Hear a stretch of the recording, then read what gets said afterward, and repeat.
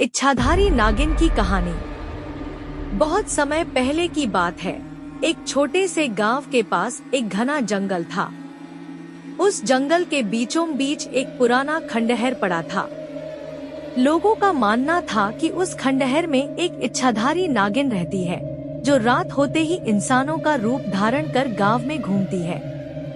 गांव के लोग अक्सर कहते कि उन्होंने रात के अंधेरे में एक सुंदर स्त्री को सफेद साड़ी में खंडहर की ओर जाते देखा है।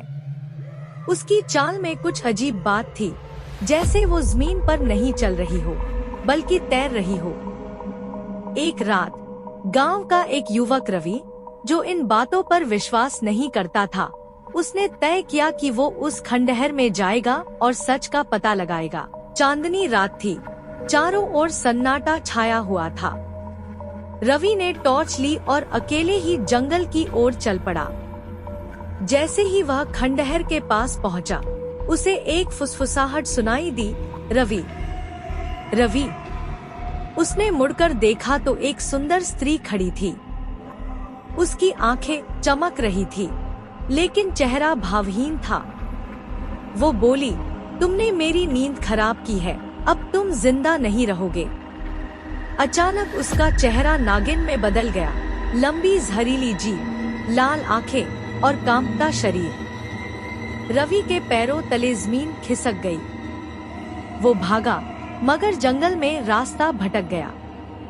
अगले दिन गांव वाले उसे बेसुध हालत में खंडहर के पास से उठाकर लाए। उसके शरीर पर नाग के काटने के निशान थे। जब उसने होश में आकर पूरी कहानी सुनाई, तो गांव के बुजुर्गों ने बताया कि 100 साल पहले उसी खंडहर में एक नागिन और उसका प्रेमी नाग मारा गया था। तब से वो नागिन बदला लेने के लिए इंसानों की आत्मा चुरा लेती है। गांव वालों ने खंडहर के पास जाना छोड़ दिया। कहते हैं, आज भी अगर कोई रात को उस जंगल में जाता है, तो उसकी चीखें जंगल में गूंजती हैं और फिर वो कभी वापस नहीं आता। क्या तुम उस जंगल में जाने की हिम्मत करोगे?